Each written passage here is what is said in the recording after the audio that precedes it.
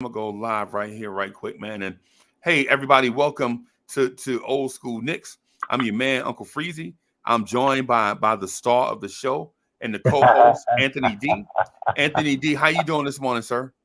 Good morning. I'm doing well, Uncle Freezy. Good morning to Nick Nation out there. I like when Freezy hits me with that star. You know what I mean? Well, I mean, it's not my joint.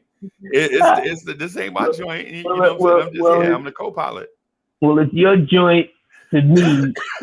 Just allows me to, to come in your presence on your platform and so forth. But good morning to Nick Nation, everybody out there and so forth. So let's get it.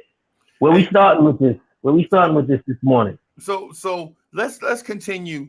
Let's continue the conversation we were just having off screen. The reason why we were a tad bit late, everybody, is not because we wasn't here. We were here, but we were talking about the sweet science. We were talking about boxing a little bit, and we're gonna get into old school Knicks, right? But just want to just mention we were just chopping it up about the sweet science about Deontay Wilder and Tyson Fury, and we mentioned last night, and trust me, it's gonna get to the Knicks because we're referencing a championship level event, and we're gonna move towards the Knicks and things. But listen, like I was telling Anthony D, when I saw Deontay Wilder take his power hand and try to reach for something that wasn't there, we tried to reach for the ropes and they were just out of his distance.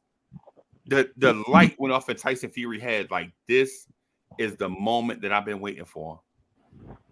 This is the moment that I've been waiting for. G-Man, what's good? So Tyson Fury just finished him off because Deontay Wilder signaled to him that he was ready to be finished. You know what I'm saying? Because he got hit by a shot, and that shot that dazed him was not a powerful shot. It was an accumulation of a bunch of shots that night that finally got him to the breaking point. And when he reached his arm out for some help, like, hey man, somebody help me stand up. Tyson Fury just went ahead and finished them. And we were talking about greats of in the profession, right? And Anthony D mentioned Muhammad Ali, and he mentioned how Muhammad Ali is the GOAT. I disagree. It's fine for you to disagree. And you mentioned Sugar Ray Robinson. Most of the people that we listen to and learn the sport from, they'll tell you Sugar Ray Robinson. Right. Hands down. They'll laugh at you when you say anyone else, other than Sugar Ray Robinson. Just look at his record. His first 121 fights, he'd only lost one fight. Right. Right. As a welterweight, he was like, and I'm paraphrasing and extending, but I think as a welterweight, he was like 85-1 or something like ridiculous. That. And the one dude only lost in a title fight. Yeah, and the one dude that he lost to, he revenged that and so forth. So that's no insult, but Ali is so great, and he affects the generation that came before us because of the love and the pride they took in being black, being an African American or African Jamaican or African Caribbean or African European, whatever the term is. Once he comes around, and he's not a silent man. He's not easing into the room, which for a long period of time, our peoples and so forth, when we were in the room, you kind of eased into the room. Right. You heard him coming from miles and miles around. Right. And his braggadocious ways and so forth, it carried forth. So our parents, our parents, they picked up on that, and it gave them a different kind of, the same way Joe Louis and, their parents, was prideful in Joe Louis and all that he meant. Joe Louis, 12 straight years, 25 title defenses, unmatched, unheard of. Right. Unheard of. They used to call it the bum of the month because he was just laying people out. Right. For 12 straight years. The same pride that they took into Joe Louis, they took it in Ali, but for another reason, for the reason that I mentioned. I didn't see Ali in the 60s. I'm not born in the 60s. Right. But you would have thought I was, because he is my earliest memory of anyone outside of my family. Right. They talked about him. My pops talked about him all the time. It was like a religious experience. Right. His friends, they all talked about him all the time. Right. You'd have thought he was a part of your family. Right. Like when you go in the barbershop, say when you were young in the early 70s, early to mid 70s, you used to go in a barbershop and you would see pictures of certain people in a barbershop. Yes. Right. Dr. Martin Luther King Jr. 1. Muhammad Ali. 2. Everywhere you go, everywhere you go, you would see those pictures. It was of a pride we had for guys that overcame stuff when the deck was stacked against them. Yeah. Right. And so the thing with Ali though, and I promise you, y'all, we're gonna get to old school Knicks, right? But the thing about Ali is the reason why he is at the top of any athletic list is because he took something from one place and evolved it into something else that people are still using currently. Right? It's like when you say Michael Jordan is the greatest basketball player of all time. It's because he took basketball from one place and elevated it to another place where people are still using it today. Right? Like when you think about shooting guards, now you want a big athletic shooting guard, probably around 6'6". Right? Back in the days, your shooting guard, Jerry West was 6'2". You know what I'm saying? Jerry West was a 6'2" shooting guard. Yeah. And he could shoot it. He could shoot it. Right? But Michael Jordan was a 6'6" shooting guard, and he revolutionized the game. Muhammad Ali revolutionized the way you looked at boxing, because Joe Louis, the Brown Bomber, was somewhere between during his prime, somewhere between 180 and 192. That was huge. Right? Rocky Marciano was somewhere between 184 and 188. Right? Cruiserweight at best. Right. Muhammad Ali was 6'3", 215. 215. A behemoth of a man. Now, there were guys bigger than Ali. Sonny Liston was bigger than Ali, right? But when you're talking about guys being 225, 222, George Foreman, people think George Foreman was bigger than Ali when they fought. When they fought, Ali was 218, Foreman was 224. That's a 6-pound difference. Yes. But George Foreman looked bigger. Yeah. Because he was an inch taller, had a 2-inch reach advantage, and was 6 pounds heavier. In the grand scheme of things, that's nothing. No. That's nothing. But one guy had Sasquatch feet. When he walked, the ground shook. The other guy floated like a butterfly. Yes. And stung like a bee. At around the same size. So he revolutionized. He revolutionized the game. But anyway. So what's on your mind, man? Well, let's pick up on Knicks and last night. Okay. Last night's preseason game and so forth, because I know a lot of people are excited to watch the preseason game. Knicks slapped around, Washington. I caught you for a brief second there. You were ready to jump through the screen like a proud papa for your boy Kevin Knox.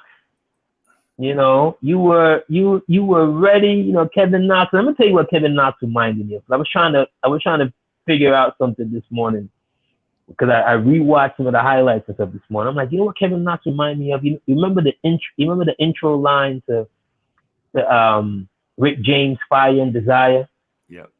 When he goes, wow, haven't seen you in so long, very good. And I started playing with the words and I was like, wow, Kevin Knox, we haven't seen you in so long, oh me, I've just been waiting for you to be something in 4 years. and I started going up because I heard you, you were so excited with Kevin Knox. Look at him. And as I'm rewatching some of the highlights and stuff, I'm like, did Freezy miss all of those defensive assignments that he missed while he was in the game? Trust me, Tibbs won't miss that. Tibbs won't forget that he did all of that. But I don't want Knicks fans again to think that I dislike the kid because it pains me to not be in full support of our young. The guys that we draft, whatever we think about a particular management team and so forth, those are the people that was entrusted to bring in, young talent. I just don't see it in the kids. Okay. I just don't. I've never seen it in the kids. I got to stay consistent on it, and I think it's gonna be hard for him to really crack consistent minutes with this team. Okay. Because all of a sudden now you're hearing the whispers maybe OB's our 3.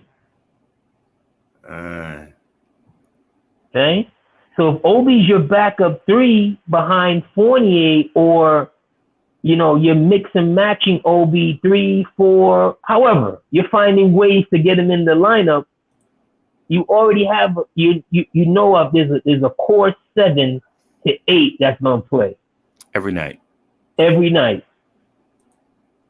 and we're thinking every now and again they're gonna plop in some of the rookies, depending on who they're playing, depending on if teams are getting blown out. Where is he playing?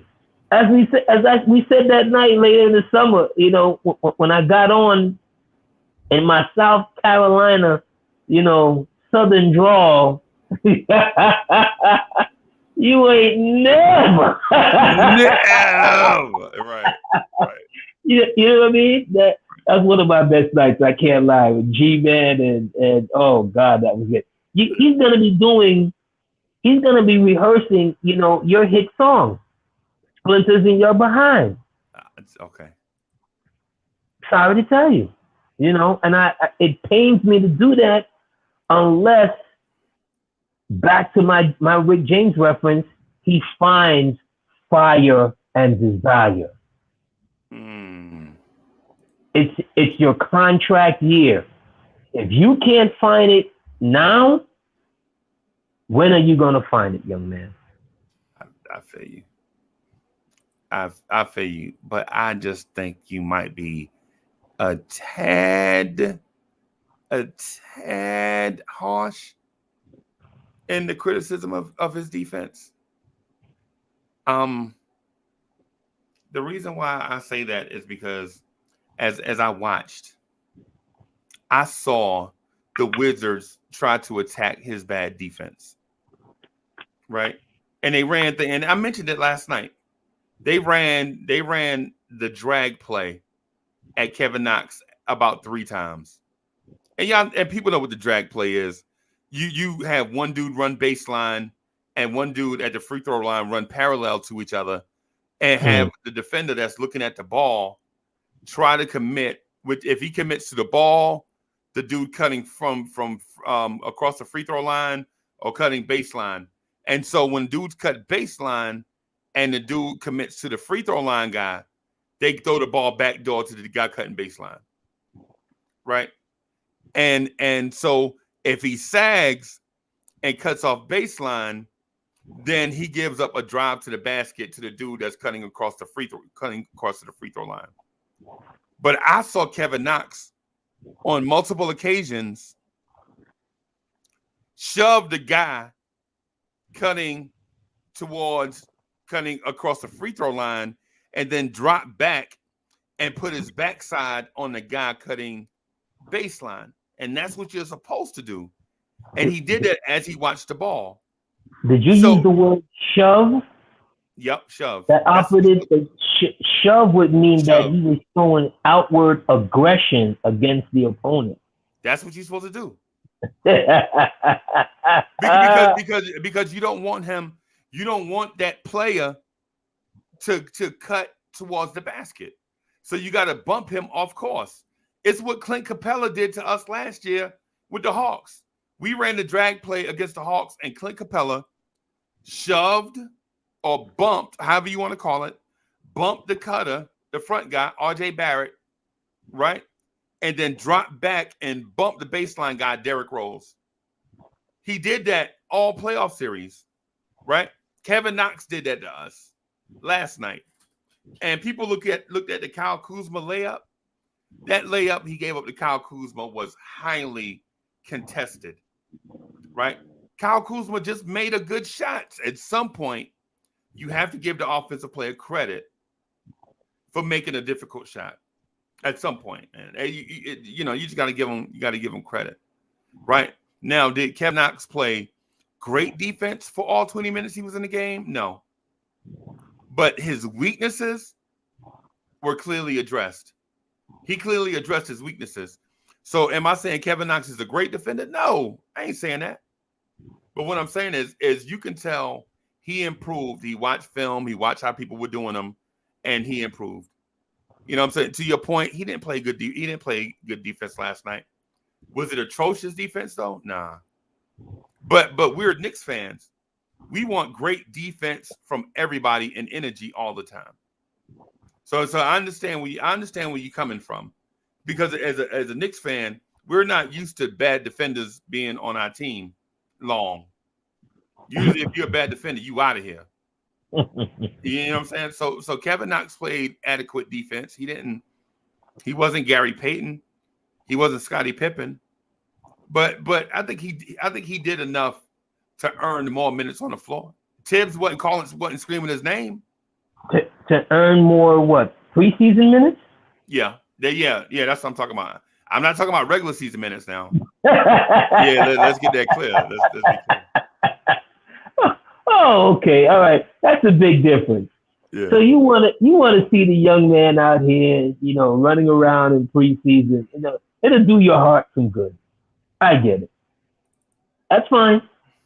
I think that's a disservice to some of the other young players that I want to see more of.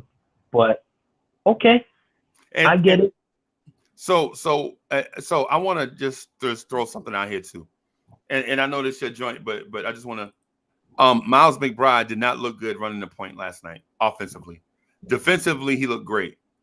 Offensively, he's got a long way to go. I just wanted to point that out. That bouncing up and down, trying to wait for cutters. Hey, bro, it's not 1958.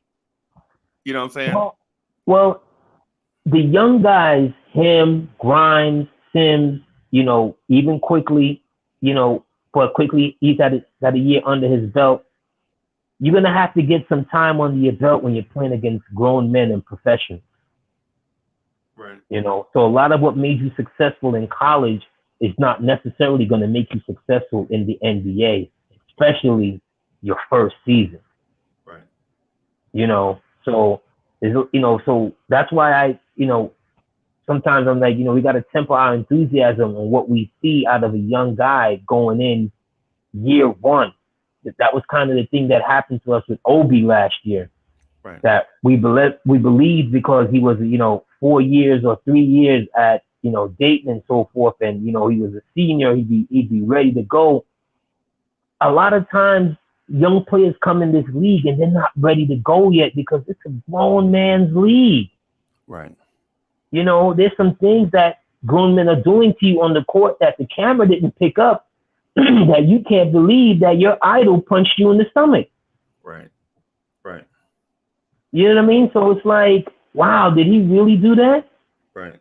Like I heard a story with I think Gary Payton was saying that when he came in and he was checking John Stockton, and he was running up on John Stockton like from picking him up early, full court, aggressive, all in his face, And he said finally John Stockton was making a pass, and John Stockton took the ball and fired it like right by his head, not over his head.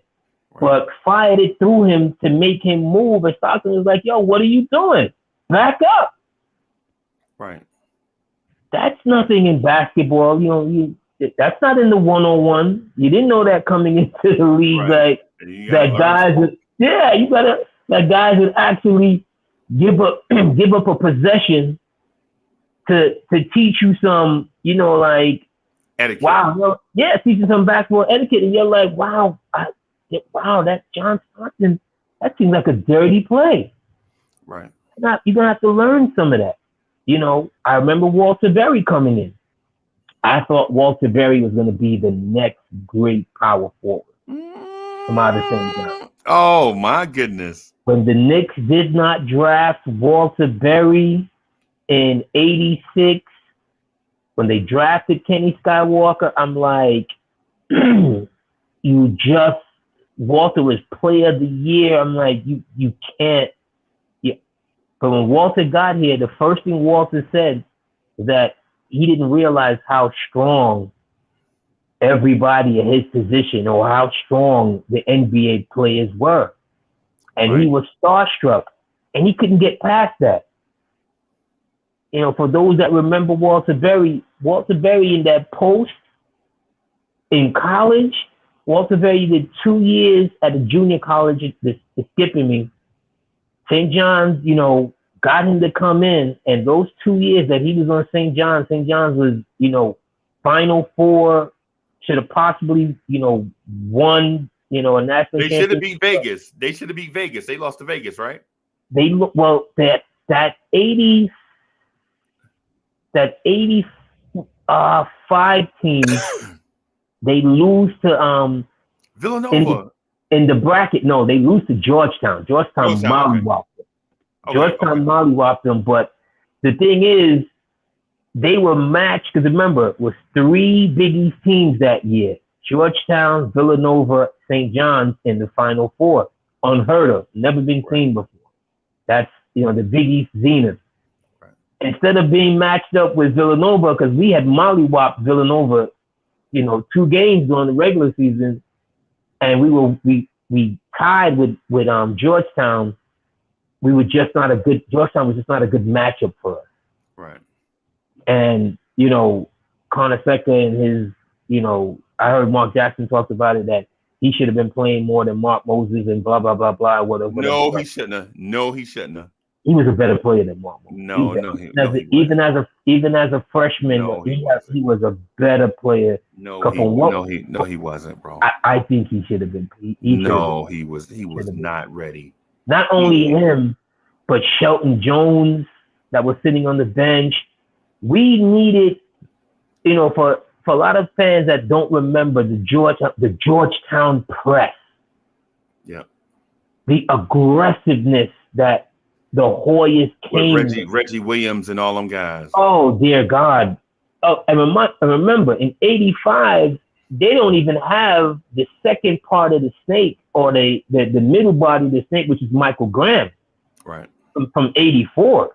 Right. They don't even have him. They have Bradley and, which they're still a great team and so forth. But the way how they play defense and so forth, Villanova beat them that night because they played an absolute perfect game. The perfect game. That's what they call and it. they did not miss a shot in the Right. second half. Right. Right. You know, but you don't think that he should have started over Mark Moses, but No. I thought, especially in the second half, when it was getting away, and we needed to find ways to get Mullen the ball and get Berry the ball easier. That's the one thing that Mark Jackson has always done. Mark could probably still do it now. Mark Jackson used to play down to the level of his competition. I remember watching Mark Jackson against Providence and against Connecticut, and Connecticut was nobody. Remember, that's when Connecticut used to seem like they played it in a high school gym back then. You remember that before they moved out the stores and got they big. You know, Connecticut seemed like they played. Calhoun built that franchise. He built that whole thing. And Mark Jackson used to play down against them. I can't remember what the point guard name is. They had Billy Donovan. Billy Donovan. Yeah. Billy Donovan. But that year, though, that year for Billy Donovan might have been the greatest year of his life. Or the following year, 87. Might have been the greatest 2 years. Billy Donovan was a very good college basketball player. His hype was higher than JJ Redick at Duke. Yeah. You remember JJ Redick at Duke his junior year? Yeah. Oh my good man. Listen. In my opinion, Mark Jackson was a good college point guard, but he wasn't great. Right? And I believe that's the reason why the Knicks were able to draft him so late in the first round. Because if he was an elite level point guard, like a lot of people thought he was, he wouldn't have lasted that long in the draft. Well, in the 87 draft, bro. I think people, Mark Jackson, like a lot of players in the draft, if you don't fit a certain mold, Mark was not fast. Mark did not jump particularly high. Right. Mark just had the greatest basketball IQ. And you can't measure that because his handles weren't super tight either. There's no measurables to that, but no one was ripping him. No. Because why? Because he protected the ball. Yes, the moment you got too far up on him, Mark Jackson, you got that halfway. Yeah. Yeah. You wasn't ripping him. And Mark is from, he's from this area, so we take pride in our handles. First and foremost. Right. But you couldn't measure that IQ as far as getting people the ball in places where they're comfortable. It's not an accident. As soon as he connected, mind you, he's from St. John's. Patrick Ewing is from Georgetown. Right. We're rivals. They've known each other on the basketball set, whatever. The moment they got into the same building together, it was like peanut butter and jelly. Right. Immediately, all that bus talk that was going on about Ewing, that was gone. Right. Immediately, because why? You had a guy who's not the fastest point guard, but you had a coach who wanted to play in an up-tempo system. He now has a point guard that can pick out and find guys in the position. And he is not looking. He's like a miniature. He's a miniature Magic Johnson. Yeah, one of his best skills was manipulating the defense. Yeah, that's the one thing I liked about Mark Jackson. Yes, he was not fast enough to go by people, but he could manipulate guys. And one of the things that Mark Jackson learned as an NBA player was passing angles with either hand. I think the year with the Clippers kind of snapped him back to reality. Like, hey, bro, you're gonna be out of this league if you don't tighten up. Because he was good in New York, right? But the Pacers, Mark Jackson, in my opinion, was the best version of Mark Jackson, right? I always look at Mark Jackson as an Indiana Pacer, not a New York Knick. Wow. Wow. No, Freezy. Yes, No. yes, yes, Mm. yes. What Oh franchise? no. What franchise did he have the most success with?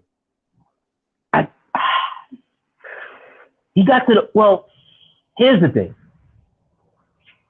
That Indiana, and I'm glad you mentioned that because it's gonna lead to one of the segments that my new segment that I came up with last week, the good, the bad, and the ugly.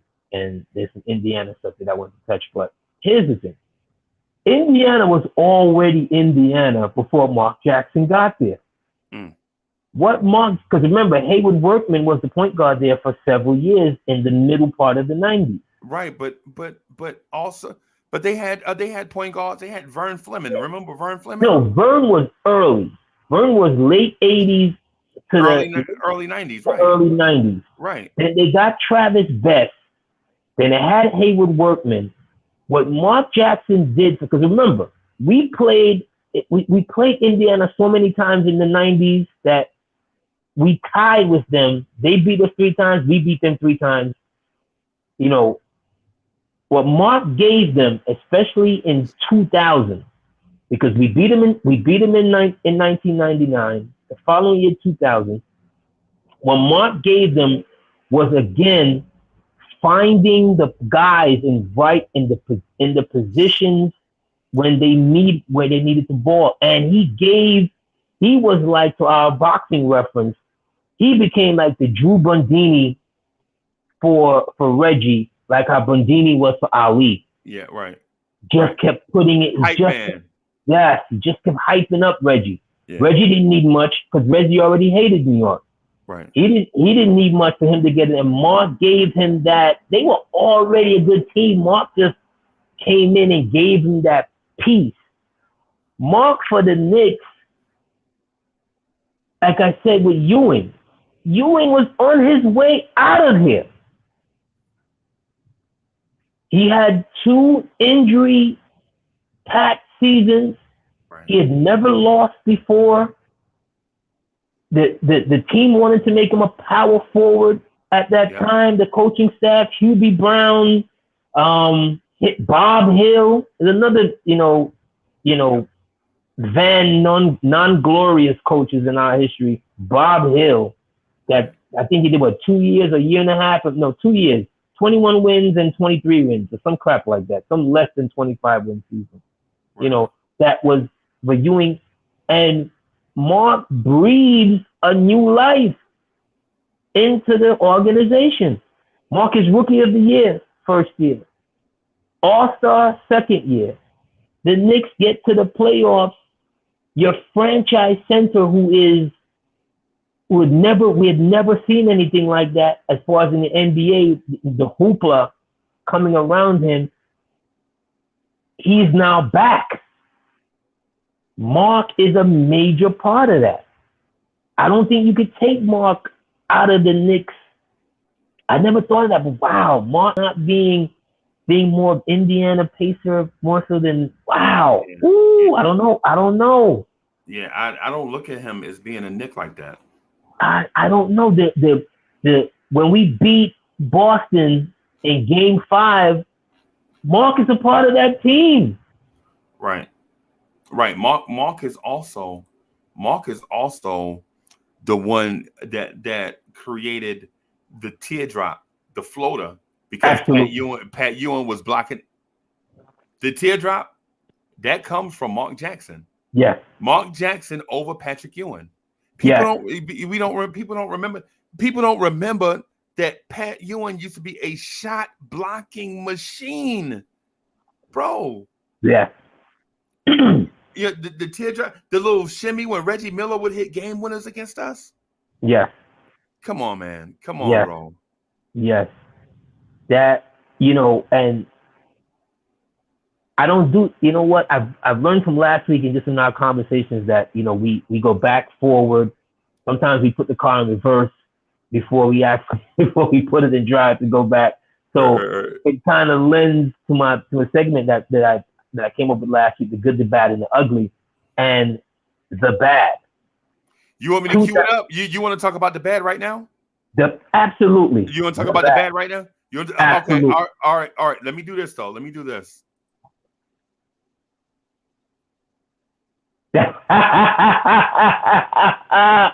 Freezy, I'm Okay. telling you, Freezy, you got me on my. Oh God, you don't put the battery in my back now. The bad.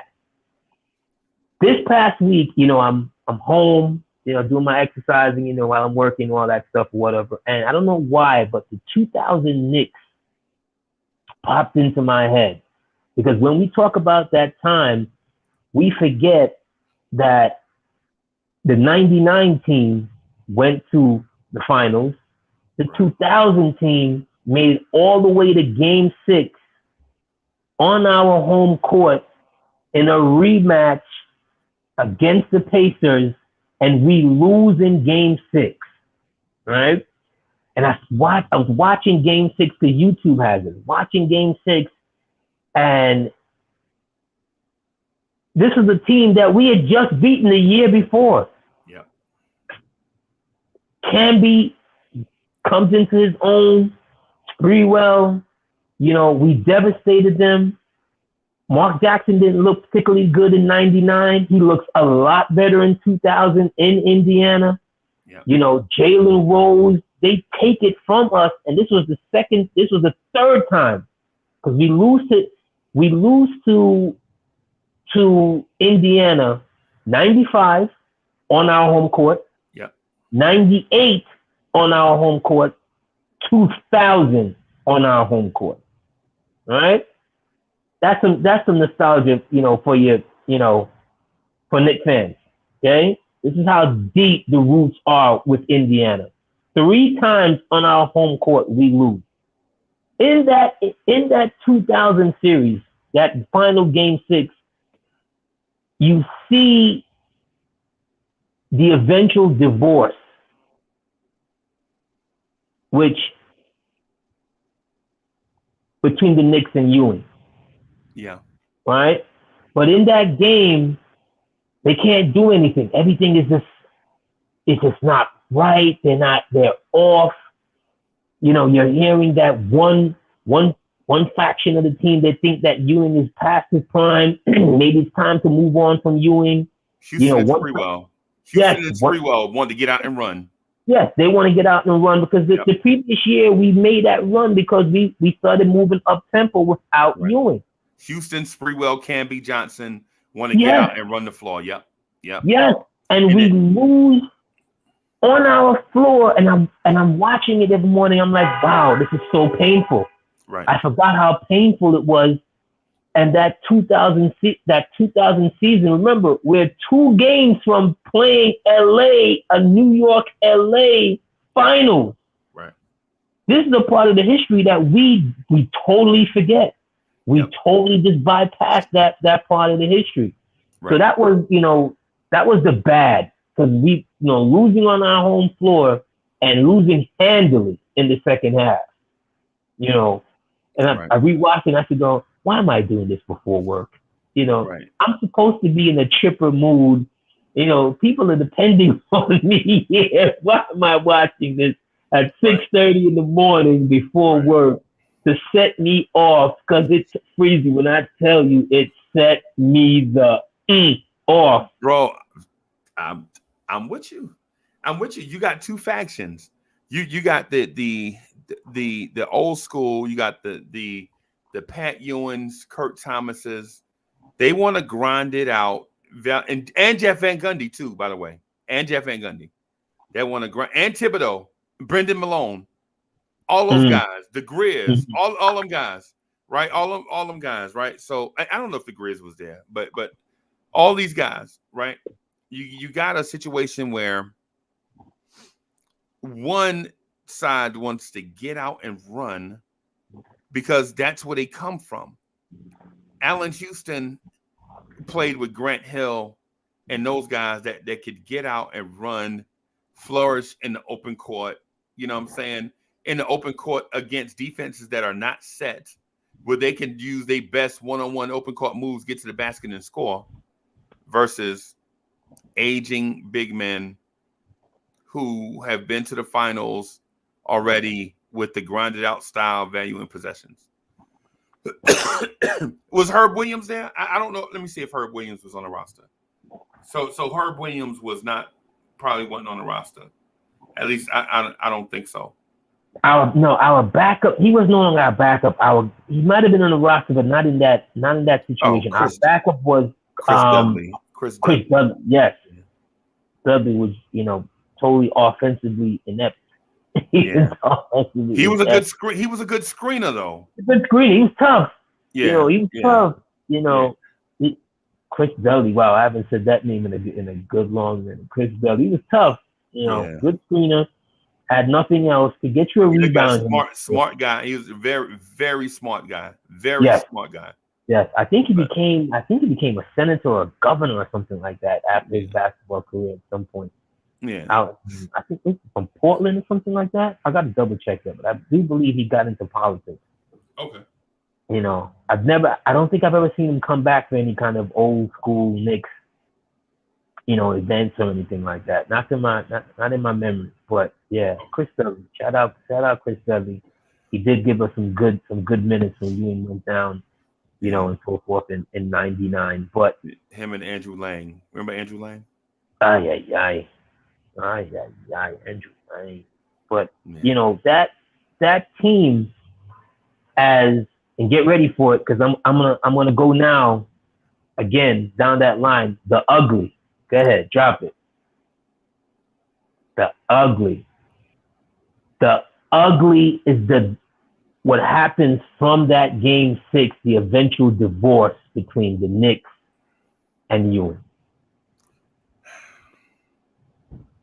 And as bright as a management staff as I liked with Dave Checketts and Ernie Grunfeld, it just made no sense. It was Patrick, bro. Pat was tired. Pat was broken down and tired. Man, Pat was broken down and tired. The grind in New York for almost 20 years, bro. You'd have to grind it out for one more year. I'm not trading you for that. I'm not trading you for basically not even a cold bucket of fries and wings. That's basically what you got. Luke Longley and Glenn Rice is basically what we got.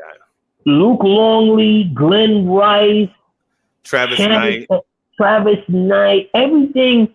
Because what happened is he reached back to Utah to get his boy to be the general manager, who his name is skipping me right now, but every Knicks fan knows. Yeah. Frank Layden's son. Yes, Layden's son. Right? Let's just call him Layden's son. I won't even dignify it with his first name, Layden's son. Right?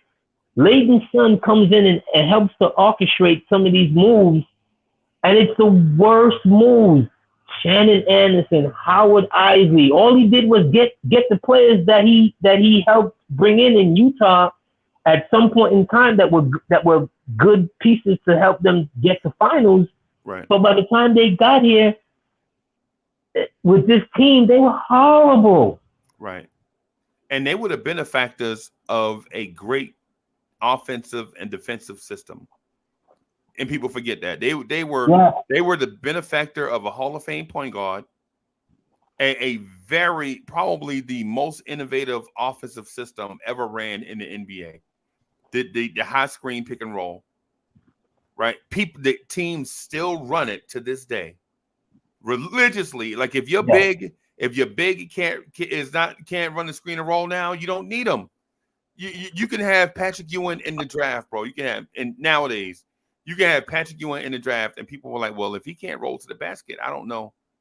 You know what I'm saying? Instead of understanding who Pat Ewing is, and I know Pat Ewing can play in any era, but people get like the gist of what I'm saying. Like Jalil Okafor was a great back to the basket scorer, even in the NBA. When you isolated him on the block, he was unstoppable on the block, but teams didn't have enough patience for a big man to go to work. This is not the era for big men. No, not into that. Him and Enes Kanter would be all-stars in another era. Right. Right? But you being able just to go to the block and basically camp down there, it's just not going to work. Not in today's game, because they want to expand the floor. Right. Charles Barkley killed the game. Charles Barkley, when he got fat and out of shape in Phoenix, and he would get the ball with 20 seconds left on the clock and hold it and hold it and hold it for 15 seconds. Nobody wants to watch a 6'5" power forward hold the ball for 15 seconds. I wouldn't even if it was Adrian Dantley, I still wouldn't want to watch that. You know what I'm saying? You know what I mean? But it speaks to when you see the end coming, and you want, with viewing the same thing. It's like we're talking about the eventual divorce. When you see the end coming, you want to re-emphasize what you did for the franchise. Right. Like, look at me. Don't forget me. I got you here. Or I brought you back to relevance. And like I said, the divorce. Because that divorce between, and it's how you divorce. See, you're married, I'm not. Right. I can, I imagine that at some point in time, people, you don't always get along. Right. And, you can't fix it. What they call it? Irreconcilable differences, right? Yep.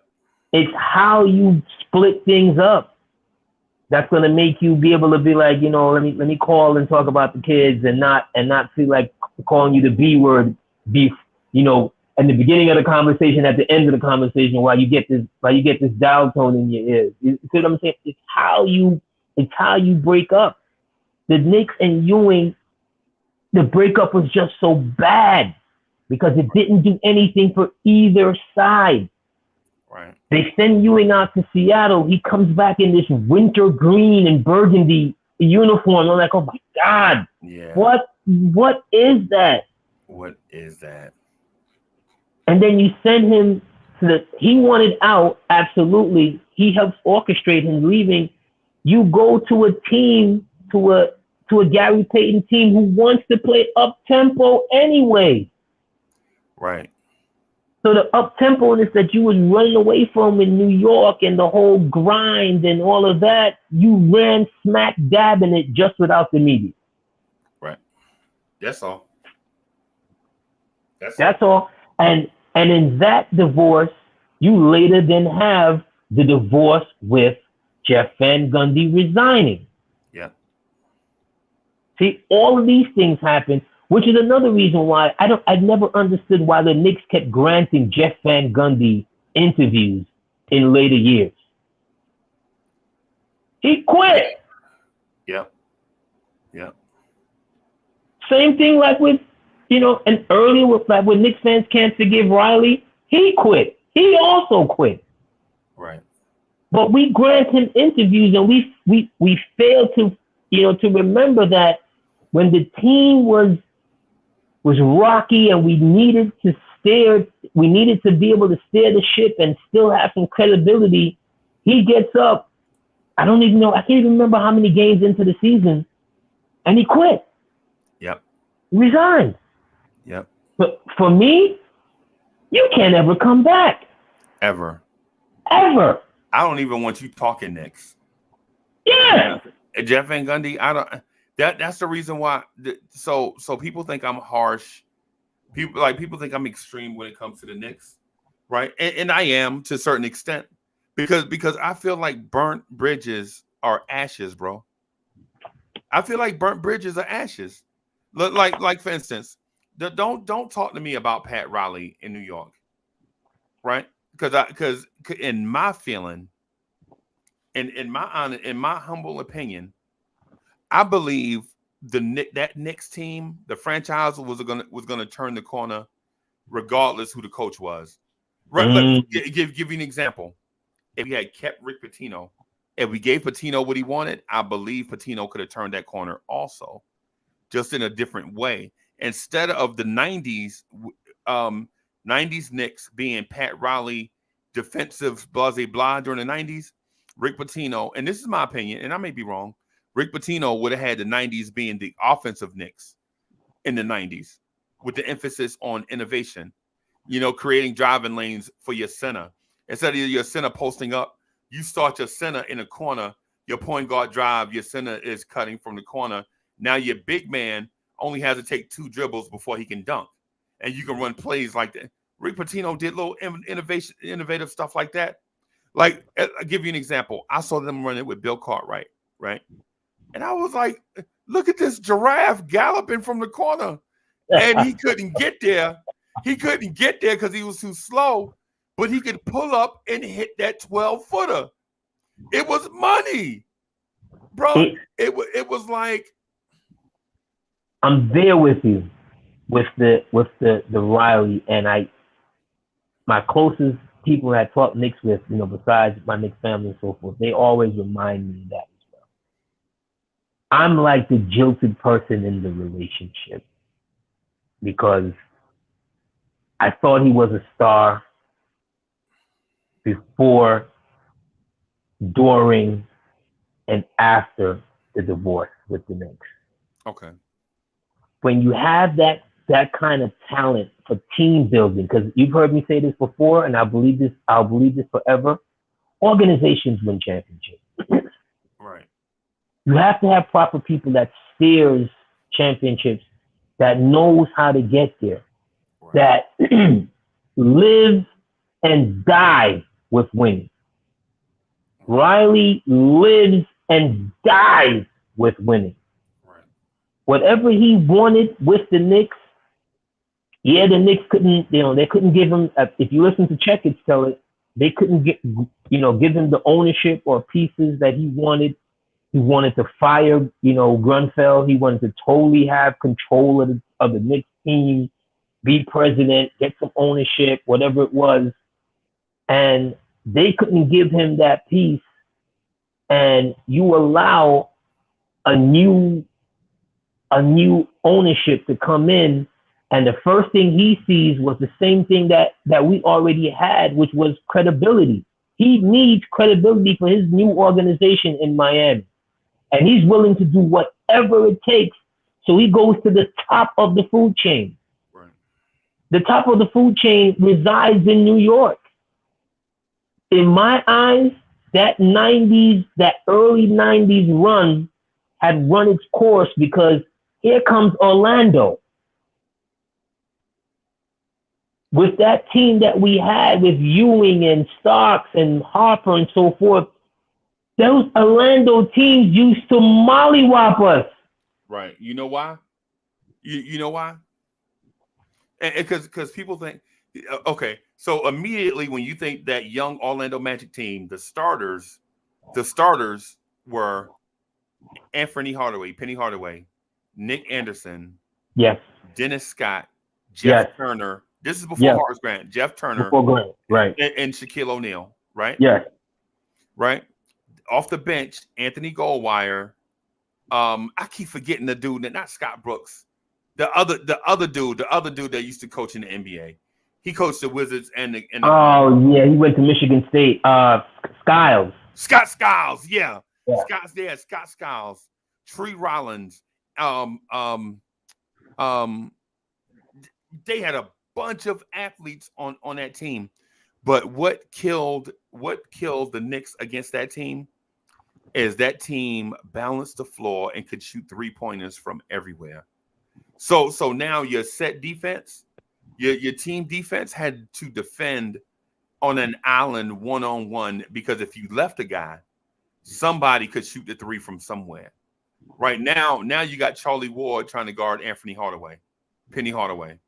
You know what I'm saying? Now you got John Starks trying to guard Nick Anderson, right? Now you got guys trying to guard Dennis Scott. Now you got Charles Oakley trying to guard Jeff Turner. Jeff Turner's whole goal in that offense was not to be a rebounder or a defender. He was the first big dude. He was Davis Bertans before Bertans. Yeah. Right. And so now, You can't double team Shaq. You know what I'm saying? Now, if you got Pat Ewing playing Shaquille O'Neal 1-on-1. 1-on-1. And I love Pat. I love Pat.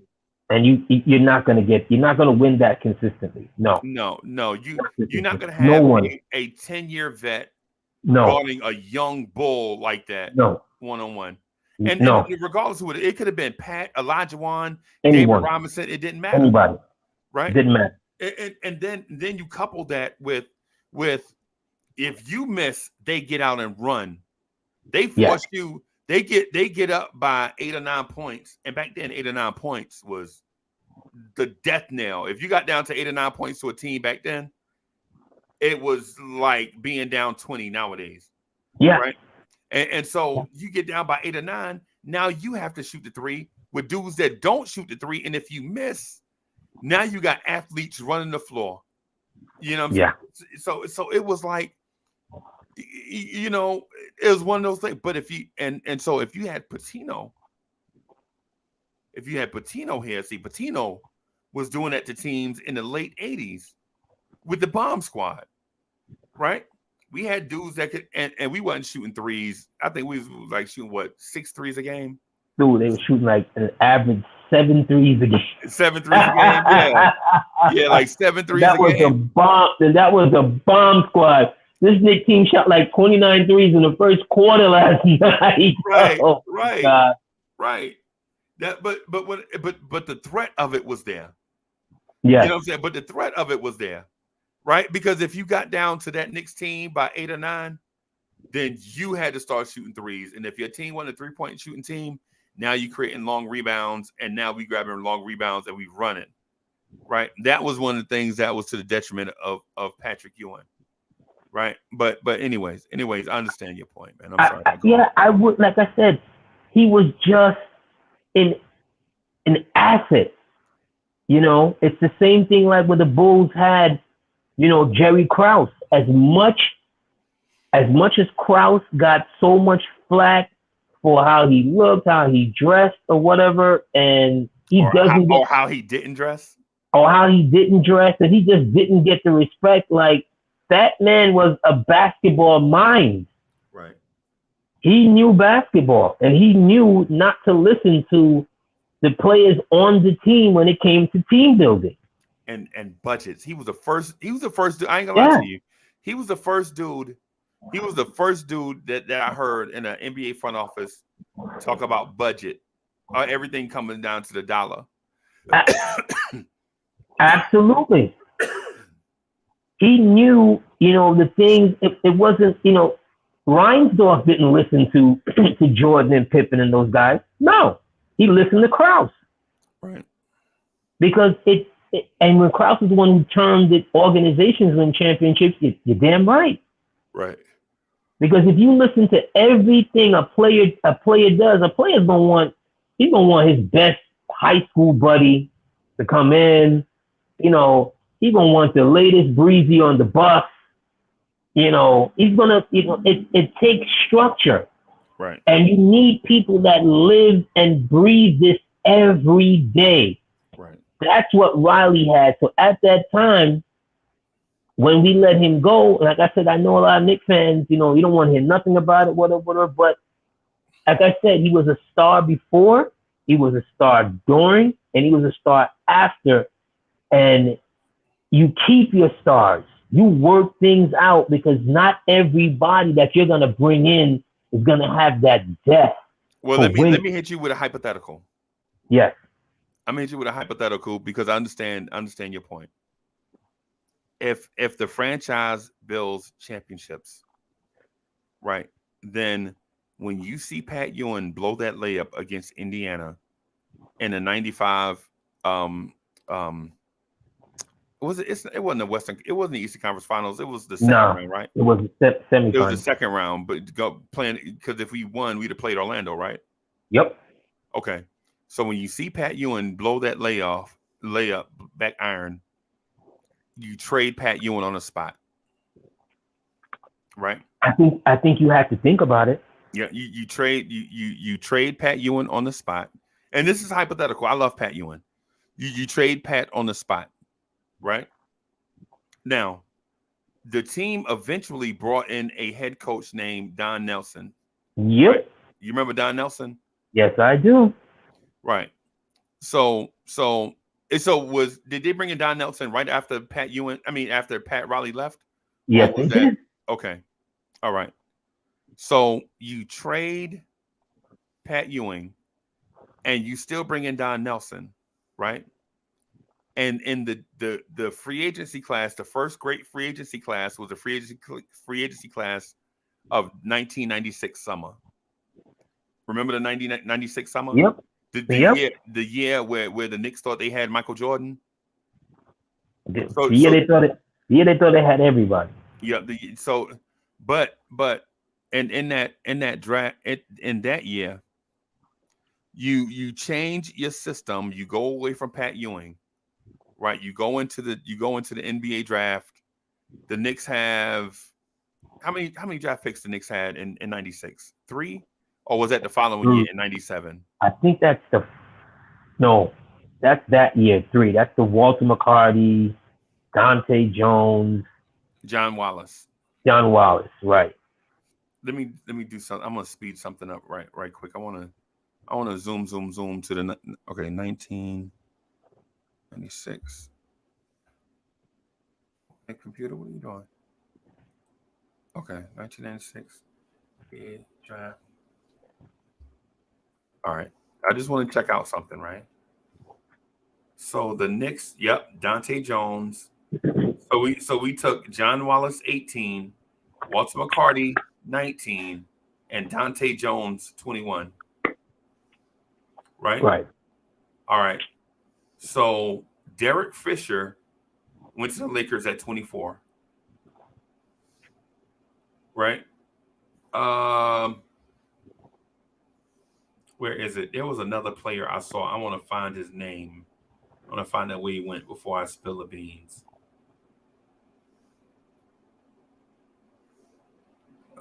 Where is it? I can't. Okay. So anyway, I think what the Knicks do in this case, what they should have done in this case, because 96 is the Allen Iverson, Marcus Camby, Sharif Abdur-Rahim, Stephon Marbury, Ray Allen, Antoine Walker, Kerry Kittles, Kobe Bryant, Peja Stojakovic, Steve Nash, Jermaine O'Neal draft, right? Yeah. Jermaine O'Neal went 17 to Portland, right in front of us when we took John Wallace at 18. And we were supposed the talk was, because I've heard Jermaine O'Neal talk about this, the Knicks liked him.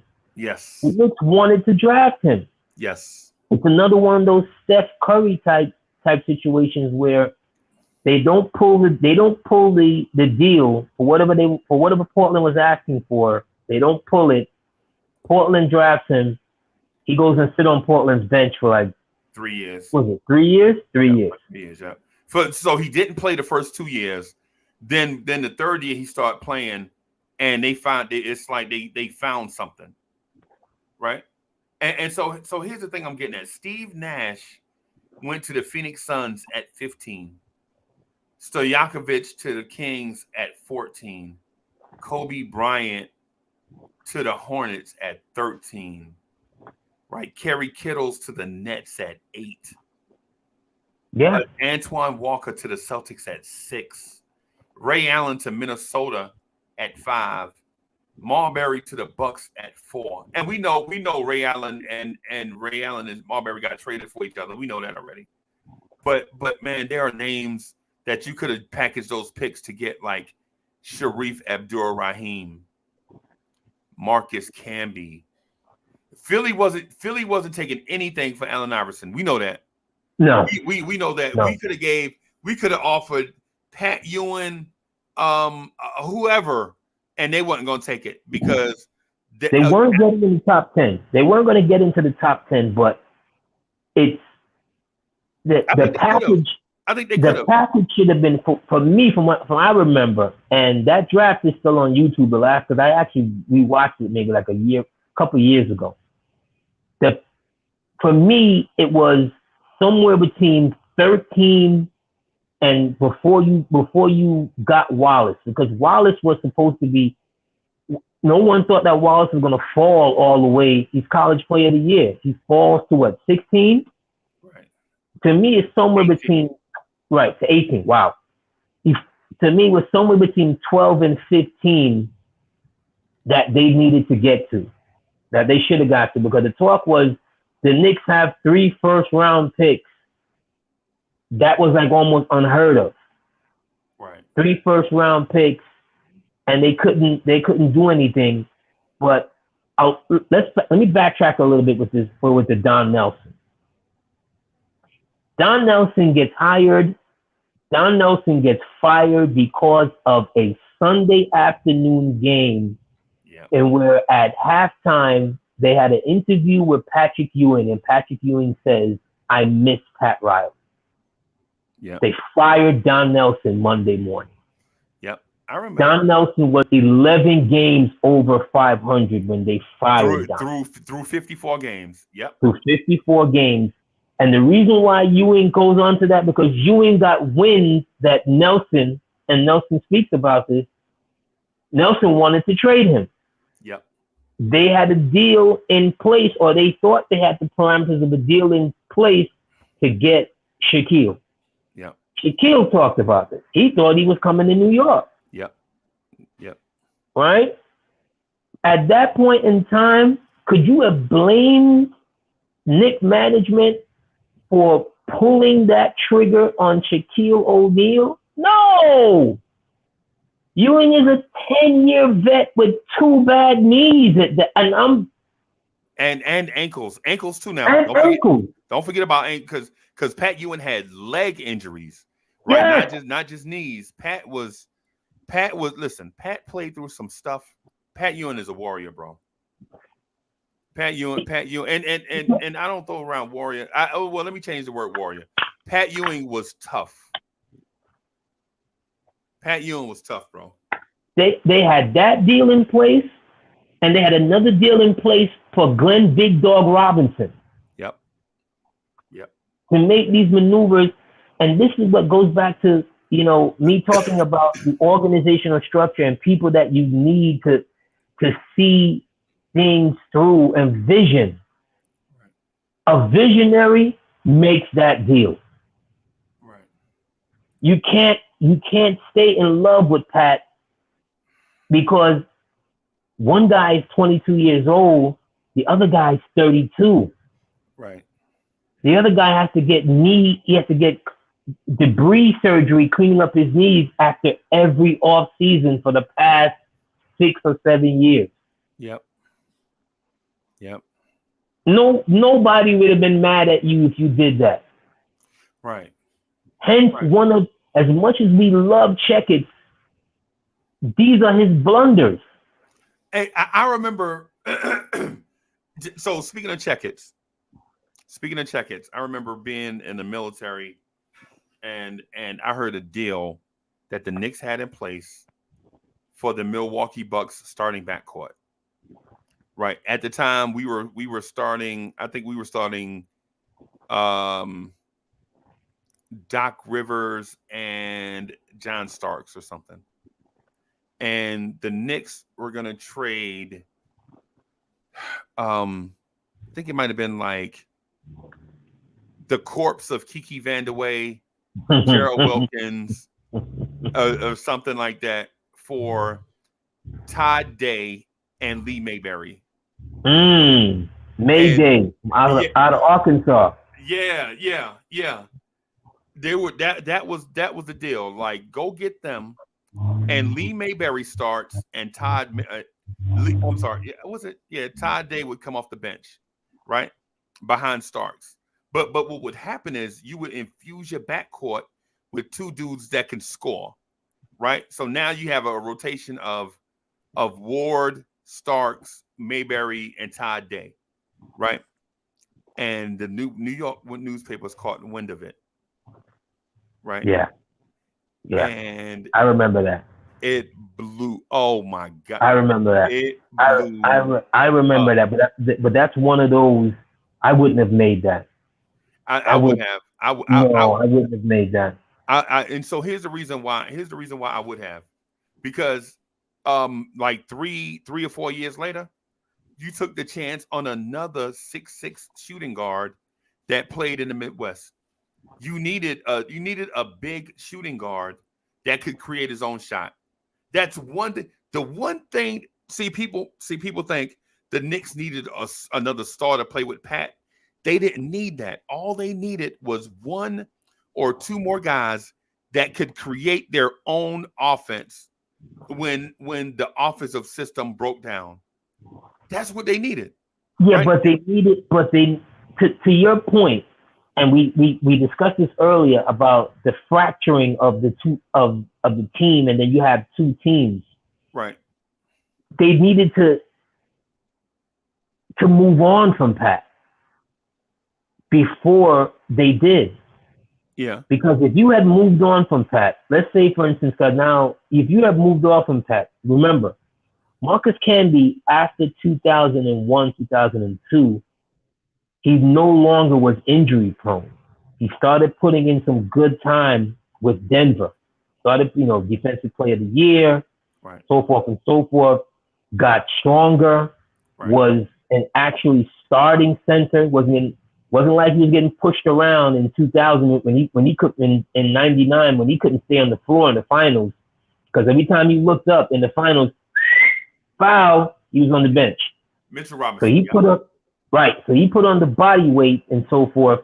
What they needed to do was to stay there with him, groom him, and redefine their front court to get, another front court member, because Larry Johnson is on his last leg. He was about to retire anyway. Yeah. We needed to replace those two pieces, Ewing, Johnson, Kurt Thomas. to Kurt Thomas's. Grunfeld had started to do that when he traded Oakley for Canby. You see what I'm saying? So it was time to replenish that front court Right. in totality, but the organization was just, check again with Checkett so stuck on holding on to Ewing at that point in time, which it didn't make any sense. Right. That's where, in my eyes, that's where they needed to go, because here comes the free agent class of 1996. Yep. You were going to get somebody. You were going to get a couple of pieces because you traded Charles Smith during the year for J.R. Reed and Lowhouse and. Hey, say that one more time. Say that trade one more time. They traded Charles Smith for J.R. Reed. Yeah. I think they made another move for Brad Lowhouse. Yep, the kid out of Iowa. Yep. Right. They did a bunch of clean house to get salary cap position. Right. To get under the salary cap, because they knew they were going to be big players in free agency. Right. But the first thing that they did in free agency that year, because Pat was also a free agent, they gave Pat a new 4-year, $71 million deal. Because for years, around Pat again. Because for years, Pat Ewing was complaining about not being paid as the highest, not being the highest paid center in the NBA, though his numbers were better than David Robinson and Akeem Olajuwon. And he played in New York City, where he was taxed half to death. And those two dudes played in Texas with no state taxes. Yeah, but it's just it. I understand your point, though. When you hold on to guys like that, it's kind of like how Dallas held on to Dirk. But Dirk won them a championship. Yep. So the owner just said, you know what, Dirk, you won the championship. You're whatever. It doesn't matter anymore. Go to France, go to Germany, do what you want to do, whatever. We'll figure it out. They've never been able to figure it out since then. Right. Because you just can't the successful franchises year in and year out, they don't take seasons off because you win a championship. Right. No, I agree with you. Right. I agree with you there. But What I was getting at is one trade changes and so for those Knicks fans that think I'm hating on Pat Ewing, I'm not, man. I love Patrick Ewing, right? But what I'm saying is during the series of events, there were certain things where a major move becomes minor if the results of the deal gets you further along than if you had stayed the course, right? Like give you an example. If trading Pat Ewing would have got us a championship, as opposed to keeping Pat Ewing and we go to the finals in '99 and getting blown out by the Spurs, then nobody would begrudge you about trading Pat towards the end of his career. Because in the grand scheme of things, guess what happened? You traded Pat towards the end of his career anyway. You know what I'm saying? So why not trade Pat when you can get something for him? Whereas towards the end of his career, you got nothing for him. And you bring him back. We touched on the 2000 season. After 99, when we made that run, and you have, let me backtrack here. 99, the Miami series, the Game 5. And this is a hidden part, not even hidden, but it's a lost memory that we seem to forget. Right. That final game, that Game 5, Patrick has rib contusion, cartilage damage. Right. He hurts the Achilles. Yep. His back is a problem. Yep. All we remember is that Allen Houston hit the shot. So he had a high ankle sprain and Achilles on the same leg. On the same leg. Look at Pat's numbers in that game. I think he scored 24, 7, 8 rebounds.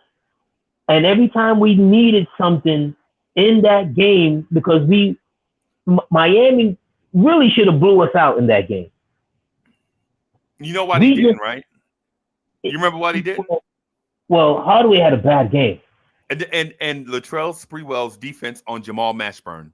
Yeah. Mashburn was useless in that series. Mashburn really and truly, when Riley traded for him, he thought he uncovered that second piece to go next to Mourning. That didn't materialize until he went to Charlotte. Right? That piece, right? Ewing's game, that final game, that Game 5 for Ewing is dragging and lagging up the court, and he is giving everything that he had. And I remember saying it to people at the time. I said, he finally became the captain. Yeah. Because here's the game, even more so than his Game 7 against Indiana in '94. This was that game right there. He gave everything he had. Every ounce. Yep. Every ounce of what he had. And you could it's like a used car that you're watching like in a cartoon when you see the car falling apart. But it makes it. I ain't gotta see that on a cartoon. I got one now. I got a PT Cruiser.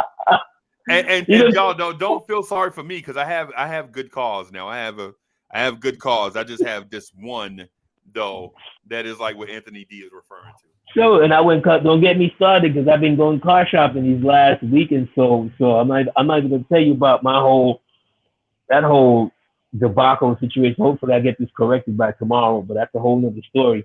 But that was it right there. And then as it progressed and he finally tears the Achilles, was it Game 2 Indiana or Game 3 Indiana? Yeah.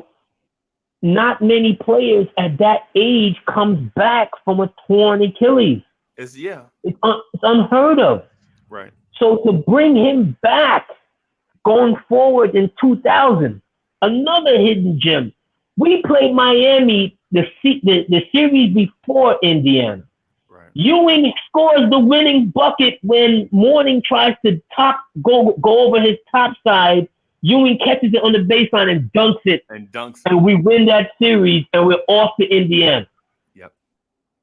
They feel beholden to him, and you should to certain regards, but it doesn't lend to vision, to forward vision, because at that point in time, he's 35, 36.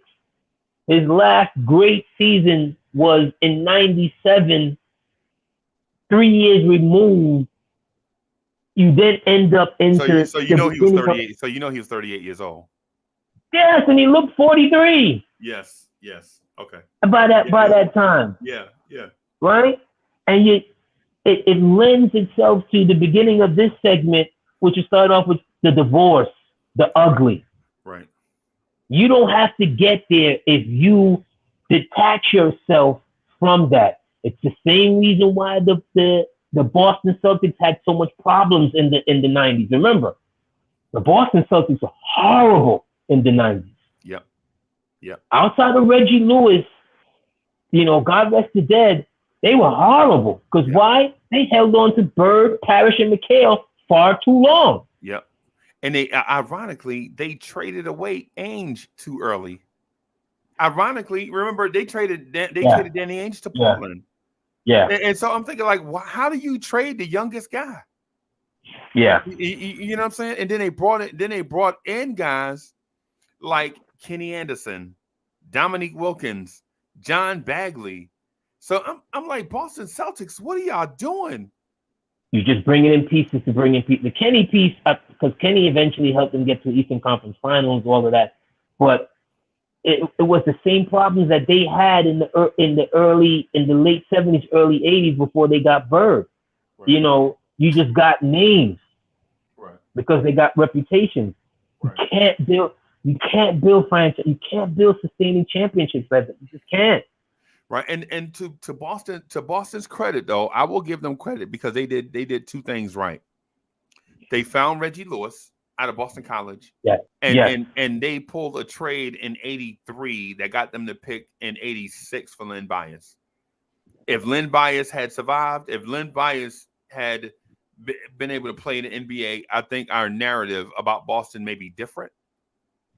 But Len Bias didn't make it past '86. No. Right? So they were prepping for the future. They just didn't prep for the future because they made bad draft decisions like Dino Radja. My God. Dino Radja? Yes. Radja was a big time player in Europe. Yep. He was supposed to have a Tony Kukoc type impact for a big. Yes. You know what I'm saying? And they recycled point guards, like they brought in Sherman Douglas, John Bagley, Kenny Anderson. You know what I'm saying? And they also got stiffed for the number one pick in the draft the year Tim Duncan was coming out. Tim Duncan, everybody knew Tim Duncan was going to be a Boston Celtic. And the Spurs. Well, Pitino took that job thinking that he was going to, because he had 3 picks within the top 8 or top 7. Yep. And the lottery came out, and the Celtics got stiffed because the NBA gives the number one pick to small market teams. I know that sounds like a conspiracy theory.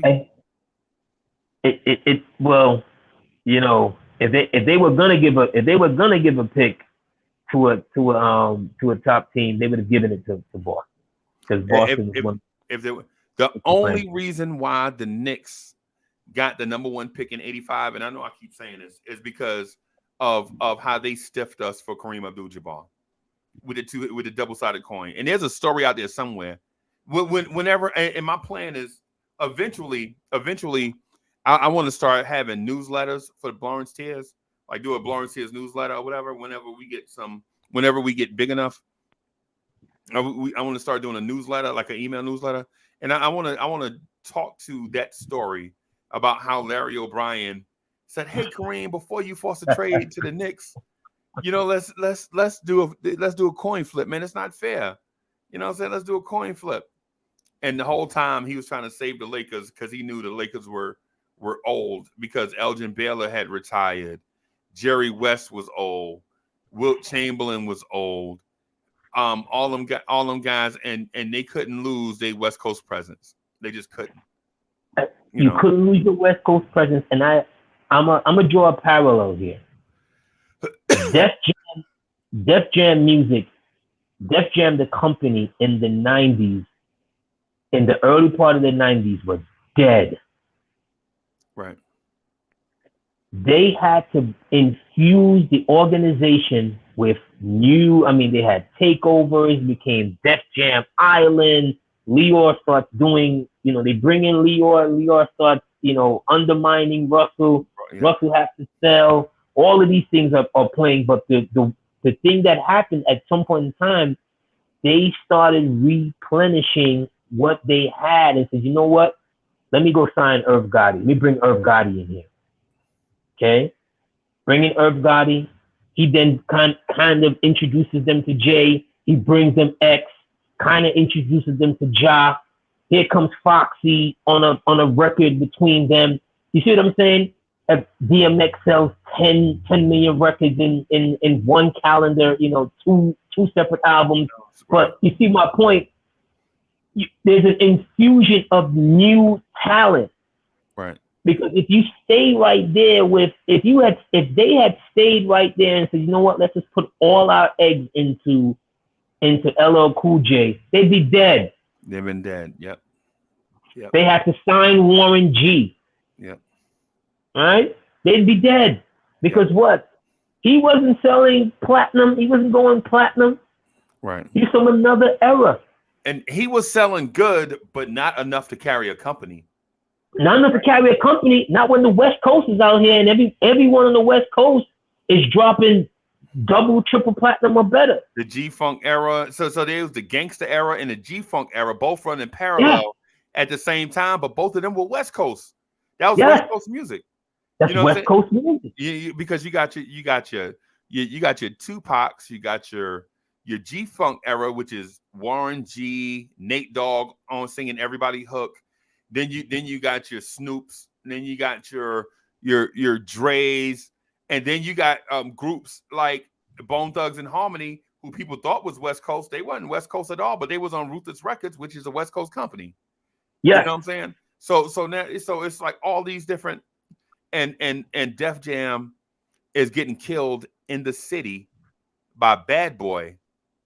And by getting killed inside the city by Bad Boy and by others like Nas. Why they took Nas to Russell Simmons and was like, yo, this cat is gonna be the greatest rapper of all time. He was like, I don't need another Coogee rap. I can go find Coogee raps anywhere. Yeah, I can find Coogee raps anywhere. But Russell Simmons, you can't find Coogee raps. There's only one Coogee rap. What are you talking about, Russell Simmons? Yes, there's only one. But as someone who was a pioneer, he doesn't have the vision. Because why? He doesn't have young people at that moment in time that he would listen to say, well, no, we got to get this guy. We got to sign these guys. Like, this is where the music is going. Right.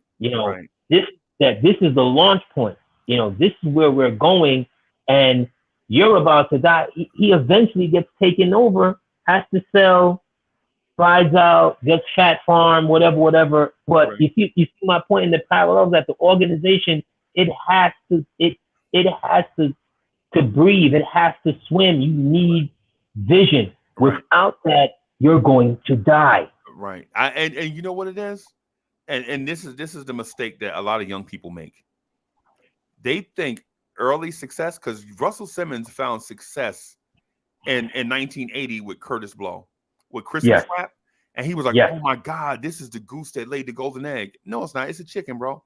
No, it's not. You got to evolve, bro. Because the music evolved from because by the time the Fat Boys came out in 83, 84, nobody wanted to really hear Curtis Blow like that no more, bro. That's only 3 years. Yeah, it's only 3 years. And then by the time the Fat Boys came out and Houdini came out with they album, nobody really wanted to hear the Fat Boys no more, bro. Nobody wanted to hear Wipeout. When these dudes talking about One Love, all on the radio, all over Kiss. Houdini is getting played on the radio in the middle of the day. Yeah. Right? When back then, no rap act was getting played in the middle of the day, but Houdini was, right? But Houdini, they had that R&B kind of That feel mature, to it. that mature, Yeah. sophisticated sound Yeah. where they wasn't talking about, pity pat stuff. But then LL Cool J comes out on Def Jam. The evolution, people look at Russell Simmons from Curtis Blow to LL Cool J, right? Bro, the evolution of rap from in that 4-year stretch is light years. Light years. Right? Light years. Light years. From Curtis Blow, who was a sophisticated, suave dude, you know what I'm saying, coming out of the disco era, rapping on disco beats, to LL, who just rapping on TR 808 drum kick, heavy bass beats. You know what I'm saying? It's light years. So to your point with the Knicks, you have to evolve because eras are finite. The Pat Ewing era was finite. It's not going to last forever. And you have to prepare you had to prepare yourself for the end of the Pat Ewing era. And this is what I'm to come now. Let's let me slide to my next segment, the final segment, the good. Did you say the good? The good. Did you say the good? Let me. Okay, let me see if I got it. Within that, you killing me with these. I love them though. I love them. Yeah, absolutely. Man. You charge me up every time I see one of those. The like cue cards pop up. Like when you got that fine lady in the boxing ring walking around round two. Yeah. The good. In that transition period, when they give Ewing the 4-year, I remember the contract language, the 4-year, $71 million, they bring on Larry Johnson. They trade Larry for Mason. Anthony Mason, yep. Anthony Mason. Broke my heart, bro. It broke my heart too at that point in time, but Mason had to go because the previous season, Nelson attaches himself to Mason. Because Nelson always liked the wing, and he always had this point forward. Nelson is like the father of the point forward. Right. He saw that Mason could handle the ball. Mason had gotten better offensively and so forth. He did not like Ewing. He took the ball out of Ewing's hand. Ewing hated that. Ewing hated Nelson. Did not like Oakley. What did we need Oakley for? No, he didn't like that brooding. Nelson is an offensive coach. Yep. Which for the most of his career is a detriment because he didn't believe in defense. Why he took this job with the core was still defensive, that's a whole nother story. Yep. You trade Mason out to Larry Johnson, and this is the part that I don't think in all the time that we've been talking about in Larry Johnson's contribution to the Knicks from that moment that he came on the team, because he gave the Knicks, remember, all of a sudden you see guys, Larry's hugging everybody. Right. Every time out, they're not just chest bumping anymore. Larry's hugging people. Right. Larry's patting people on the back. Yeah, come on, we good. He has that same ferocity, but he's giving it in a different way. Yeah. It's not the brute, snarling kind of way. I'm Larry Johnson. I'm grandmama. I could still play this game. When he came to the Knicks that year, he was averaging 20-9. Yep. All right? He didn't have the explosion anymore, or he can only do it, in small bits and pieces. But his crescendo is his game where he hits the 4-point shot, which might have been the loudest point the guards had ever been before or since. Ever. He hits that shot, and it felt like the whole city vibrated. It felt like the city was gonna sink into the ocean. That's what it felt like. Oh my God. Oh my God. He hit that. I was in the barber shop that night. I think it was it. I can't remember. If it was a Friday night, but I No, it wanted was a to. Sunday. It was a Sunday afternoon. My babies was being. No, It was a Saturday afternoon, I believe, or something like it that. was right. It was some kind of. But I was in the barber shop, and everybody in there were Knicks fans except for my barber. And my barber, the game is going on, and the Knicks are just not. We're losing. We're kind of teetering. We may want to come back. We don't know if we want to come back. And all of a sudden, the fourth quarter, we make a real move. Right. And we're there now. And he's going around and he's offering bets to everybody. Now, generally, you offer a bet to me on my team, even to my detriment. I'll make the bet. I'm not so quick pulling out my dough to make this bet. I'm like, I don't know. Larry Johnson, that shot, and everybody in the barbershop took out their wad. Like literally, you just saw money raised up in the air. Right. To make that, and not just the shot, because the place is going crazy. You can't even hear yourself. We're jumping around, and maybe the only sane person in New York that night was Chris Childs. Yep. He runs up to Larry and he's like, whoa, you got to hit the free throw. You got to hit the free throw. Right. Got to hit the free throw. Right. Because everybody was bananas. Bananas. We're screaming. And I remember just going like, what the hell is Chris Childs doing? Why is he running up to Larry Johnson? We're thinking the game is over. We're acting crazy, and he's the only one who remembered he has to hit the free throw. And Larry steps up, does his little 1-2, knocks it down, and we win that game. Yep. So that's a shot. And that when I was thinking about the segment this morning, I'm like, what's gonna be the good? I'm like, here's a part that we haven't touched on all this time that we've been talking. But Larry Johnson's contribution to those teams, the LJ moment. Yep. And everybody wasn't shaving. I wasn't shaving. Yeah. We all rocking beards. We looking dusty. We not even get I was always getting my lineup, but you know what I'm saying? For sure getting that now. Yeah, come on. But your afro is kind of dusty, your beard is dusty because Larry kind of became the lead of the team. Yep. And when he and just that whole ride, the 99, and then he gets hurt in game 6, hurts his knee. Yep.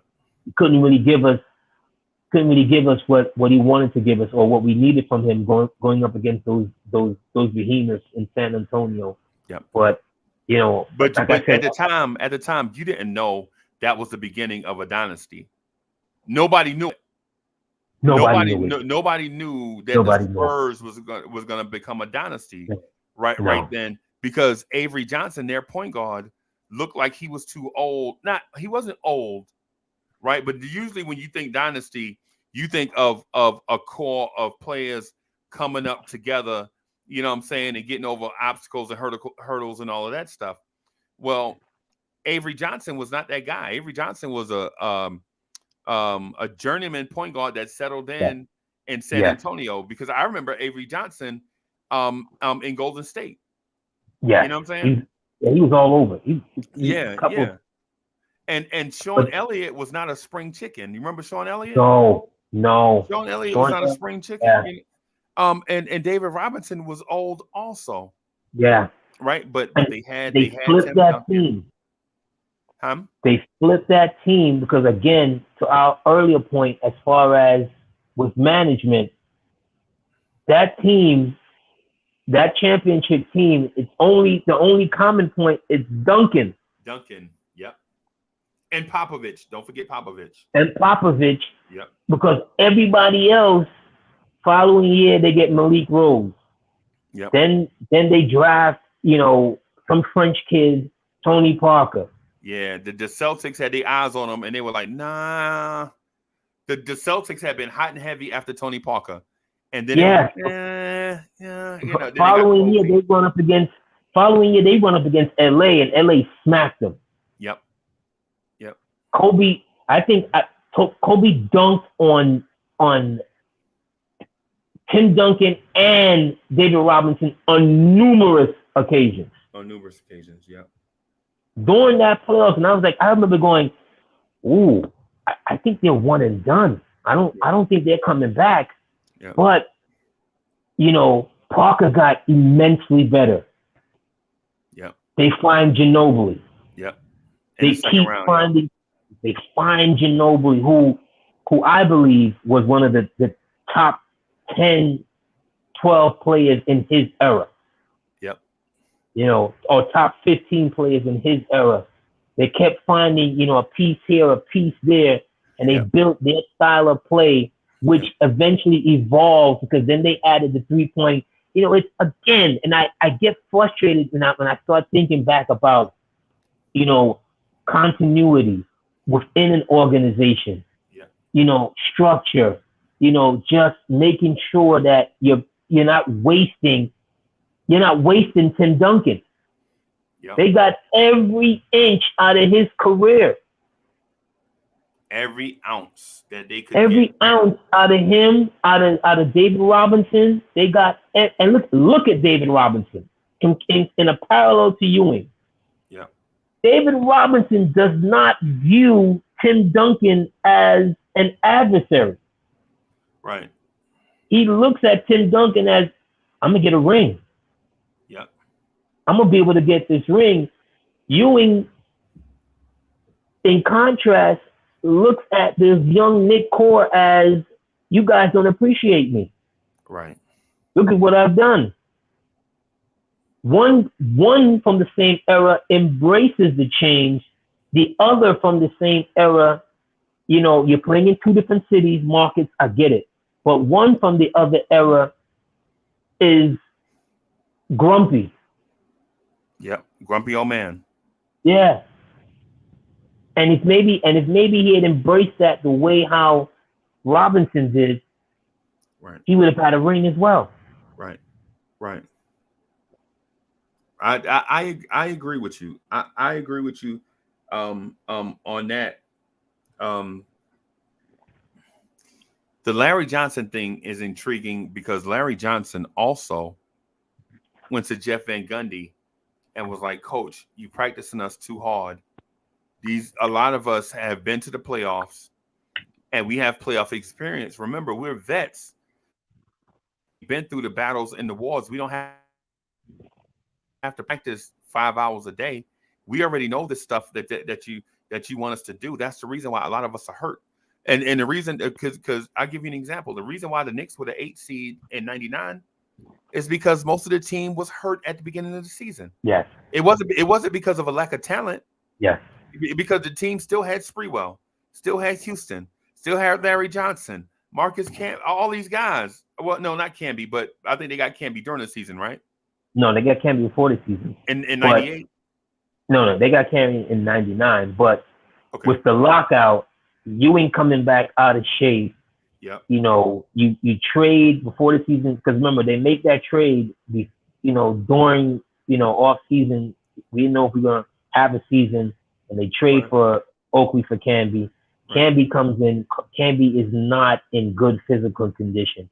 His first, I remember that first time he had like a real decent little stint, or they put him in, and he is gasping for air, and he is motioning to Jeff Van Gundy, and Jeff Van Gundy literally turned his back on him. Yep. And that taught him, like, okay, here versus Toronto, we're playing for it all every season, every year. You need to be in better physical condition. Yep. And it took some time for him to gain Van Gundy's trust, because all of a sudden, once the playoffs started, it was like, who is this kid? Yep. Who is this meteor? Yep. Where did he come from? Did he just one step in the lane and drop it on Mount Mutombo? Which at that point in time, that sent Atlanta home, and the season wasn't even over. It's like, it's over now. Yeah, we just dunked on your reigning defensive player of the year, your big guy. Oh, it's over now. And them ugly black and red uniforms. Yep. And them ugly black and red uniforms. Oh my God! A spread eagle across your chest. Man, Atlanta should have been embarrassed. Those were probably the ugliest uniforms. Yeah. So the Miami Heat wore some ugly uniforms this past season. The half baby blue, the half pink. Yes. Ooh. Wow. Yeah, I don't know. Those hurt my eyes. Right. I have no idea how somebody let that come from the computer to the printing press. I don't know. But the thing is with that late 90s team, a lot of things could have been done differently. I'll do you one even better. When Mike Woodson was not retained, I break up that team right then too. Right? I break up that team and start from scratch, do a rebuild, right? From scratch. Because the thing is, after you trade Pat Ewing, if I'm the Knicks, this is me now. If I'm the Knicks, I hit the reset button right then. If I'm trading Pat, I'm starting everything all over. I'm trading Houston, Sprewell, Johnson before he retires, Mutombo, who replaced Pat, Glenn Rice, all of them guys for draft picks. Because what happens is in the drafts after that, because we were terrible, bro. We were terrible now. But even in the drafts after that, you got your Yao Mings, your LeBron Jameses, your Dwight Howards, your Chris Bosches, your Elton Brands. All these guys come out in the draft preceding that Pat Ewing trade, right? And the mind-boggling thing of it all is that the Knicks still felt like they were one player away when they were winning 35 games a season. How are you one player away when your record is 35-47? You're one play away because you have inept ownership. You have a young or a younger man, son of the CEO, who gets handed the keys to the Rolls Royce. Right. And the first thing that he does, I can't remember who told this story, but I heard this some years ago, that they were having a party for Charles Dolan, the father. Right. Old man Dolan. Yep. Yeah, old man Dolan. And the son, he's always fancied himself as a singer. He got his band, and what's the band called? The Red Hots or some shit. Something like that. Yeah. Something. And he's singing happy birthday to his father, and somewhere in the line he goes, "Y'all gonna have to deal with me because I'm Charles Dolan's son." And everybody kind of laughed. They do that. We know that laugh is like, who the hell is this kid, this snot-nosed kid?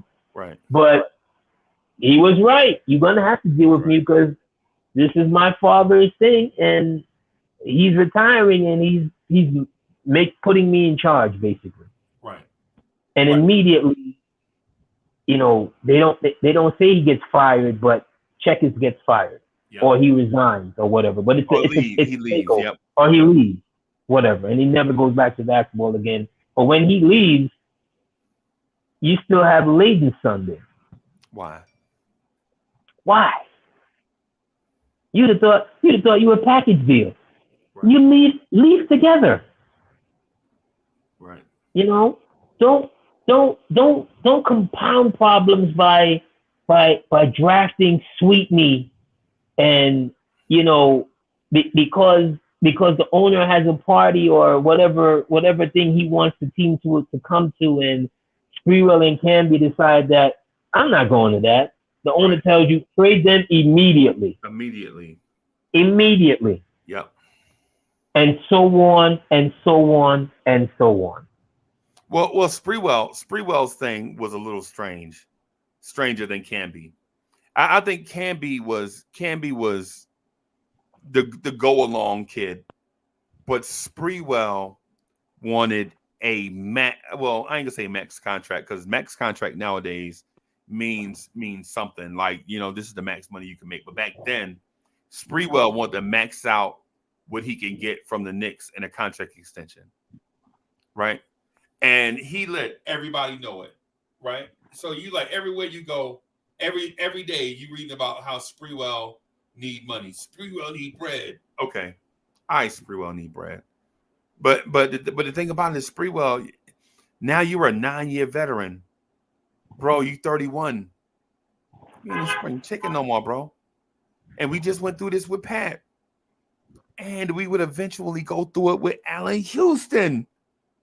Yeah. You know what I'm saying? And so if I'm them, I'm trading lottie dottie everybody. I don't know if I would have did it, but like I said before, I was definitely trading Pat. I wasn't moving Canby. I wasn't gonna move Houston. Because Canby was a 5th-year player. He was young. Canby was about 25. Yeah. Canby was about 25 years old. Yeah. Yeah. I wasn't moving him. I remember when they got Antonio McDyess. And it's kind of like when they got Zach Randolph. Oh, it's the same feeling at that time. Here are two top-tier power forwards. McDyess, when I heard the trade and McDyess, I'm like, okay, I'm not mad at that. McDyess is a top-tier power forward. I'm watching it. I'm like, okay, maybe Layden does know a little something about this game. Right. Then I'm watching preseason one Friday night because it happened on a Friday night. Yeah. McDyess hurts his knee. Yeah. And the rest is history. Yeah. I mean, it was like everything that could happen from 2001 or 2002 just kept happening. AD, but why? What is the Knicks' fascination with power forwards, bro? Why do the Knicks feel like they gotta every year the Knicks need a okay? Let me start. Let me do this. Right in 2020, the Knicks drafted a power forward named Obi Toppin. In 2019, they signed Marcus Morris, Julius Randle, Bobby Portis, and Taj Gibson. Gibson. Right. And in 2018, they signed Noah Vonleh, right? Yep. And so you could trace this thing all the way back to Antonio McDyess. Yep. But at the same time, during that same stretch, you never saw the Knicks go after a Steve Nash or a Kevin Johnson, or a Tim Hardaway, or a Mark Price, even Isaiah Thomas, bro. When Isaiah Thomas and the Pistons were going through their contract thing in '87, Isaiah Thomas was prime for the picking, but they chose not to, and they drafted a point guard, some dude out of St. John's, right? They're dynamic. I don't know if it's, and that's we're talking about several different regimes. Right. We're talking about several different regimes. The most dynamic player between 2000 and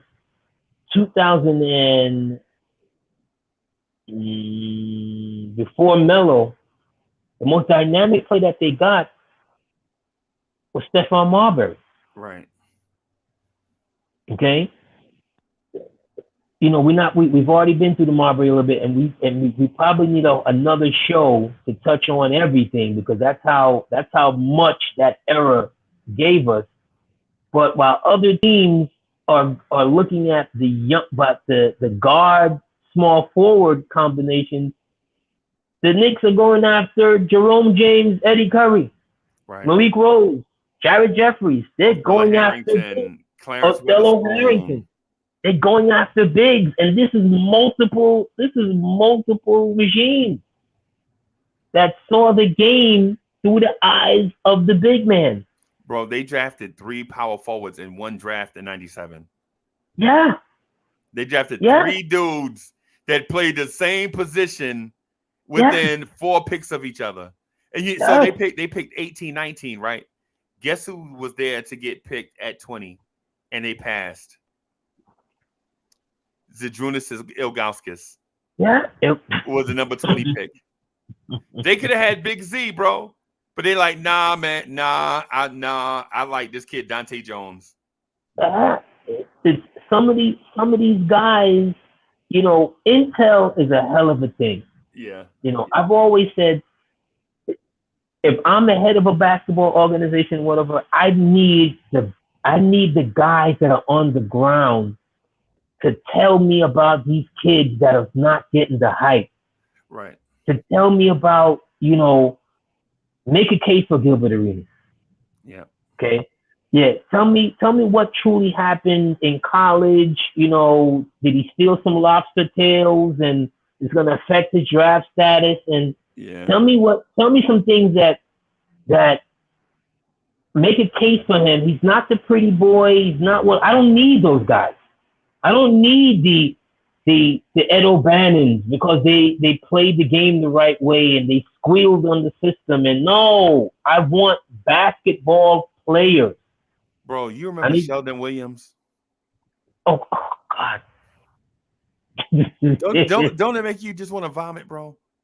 I mean, dude, do you remember when they re-signed the first move that Isaiah did when he signed off the Heat? What's the power forward's name that was on Milwaukee all those years? Vin Baker. Vin Baker. Bro, come on. That's somebody who's desperate. Right.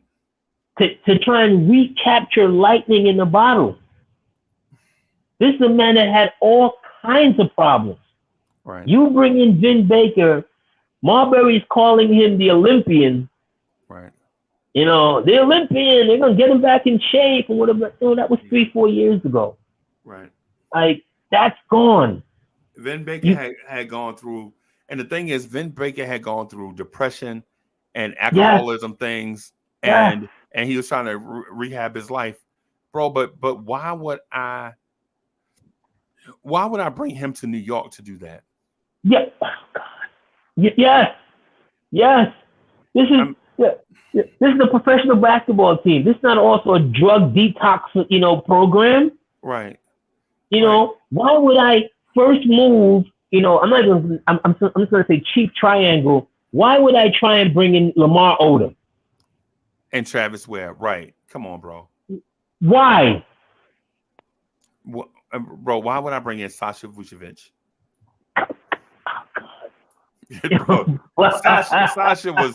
Sasha was 30. I think Sasha was 34 years old, right? Who was Phil Jackson? Oh my God. So we got about a minute and a half left, man. I'm so frustrated by some of these names, bro. So we can't leave off. We got to promise ourselves something. We can't end on the sour note. Okay, we can't end on Knicks. We can't end our Knicks Sundays on these sour notes because this is our franchise. We love this franchise.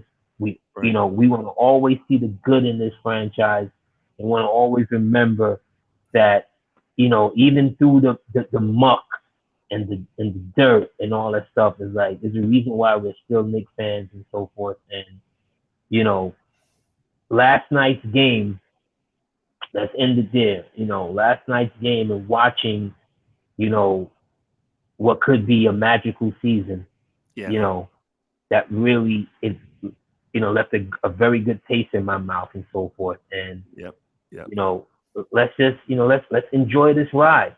You know, let's enjoy this ride. Let's see what can happen. Let's see if, because if nothing else, what last season taught us that, something possibly happens. Guys get hurt. Guys get hurt. Are we gonna be in position to, all of a sudden make that step? That it's a possibility. They look. Another thing is these guys, they look good in our uniform. They look good in our colors. Yep. Yeah, Kimber looks like he belongs in these colors. Fournier looks the like last he belongs. dude we saw, number 8. Number 8 was who? Mario Hazonia. Oh God, dog it. Oh, never mind. My bad. My bad. But we have, like we have so many, good memories and so forth. I've thoroughly enjoyed. I enjoy all of our conversations. I think, something that, old school Rob. Rob, where you at, baby? Like, what happened? Like, come on, What happened? We still waiting on you, baby.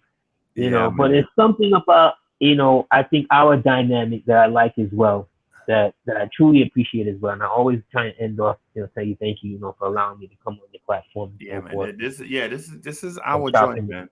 This old school Knicks idea, man, is definitely something that we needed in Knicks universe, because we speak so much to the future.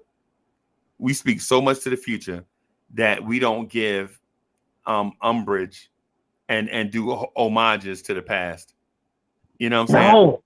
No. And so and we always hit, because whenever I rewatch the show, I'm like, however did we transition to that? I don't know. I don't know, because I don't know. But bro, I gotta get out of here, man. I got a ton of stuff I gotta do. I gotta do. I'm working on a logo for Old School Knicks. Okay. And thank you for surprising me with that, bro. That's it. Look forward to this, Knicks family and so forth. It's always going to be the good, the bad, and the ugly segment. Right. And I want to do some polling next time too. Hey, Free Keith, what's good? I see Free Keith in the chat. Free Keith, what's good? Free Keith, pull up, baby. Hey, pull up one of these days. Hey, so I think Free Keith want to jump on now, but we got to get out of here though. Got to get out. We don't got 5 minutes. We don't got 5 minutes. Pull up, baby. Free Keith ain't gonna be 5 minutes, man. Free Keith. Free Keith is a Baptist preacher. Free Keith ain't got 5. Let me just. Keith, pull up. Absolutely. We always got time for Knicks family. Hey, yeah, Free Keith. Yeah. But I wanna just chime in again on. I want to get some advice to Deontay Wilder. The world needs more bouncers. The world is opening up.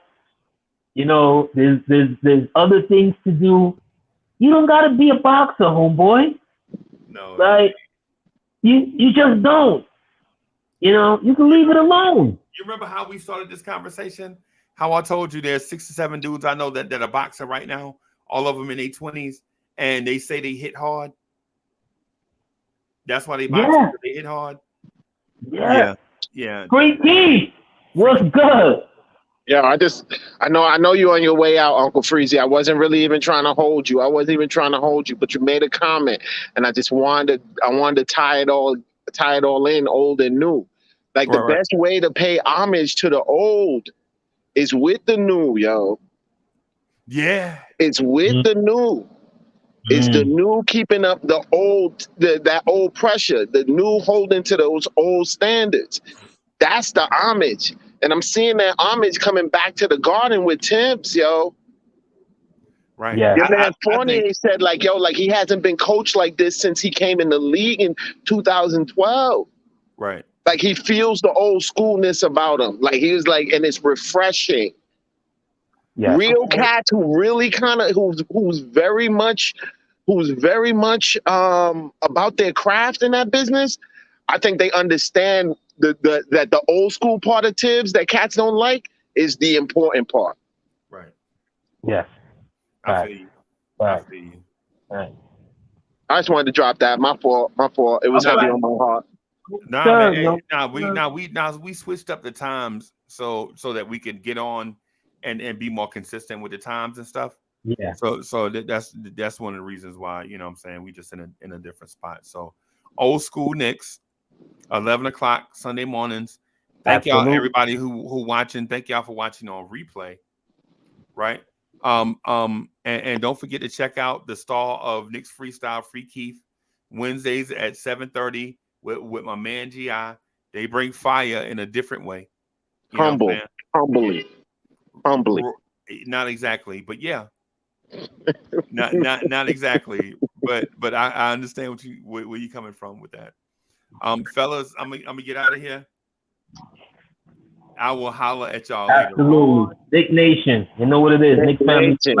Yeah, Knicks versus everybody. Everybody. Thank y'all for coming out. God bless and good night. Salute. All right, y'all.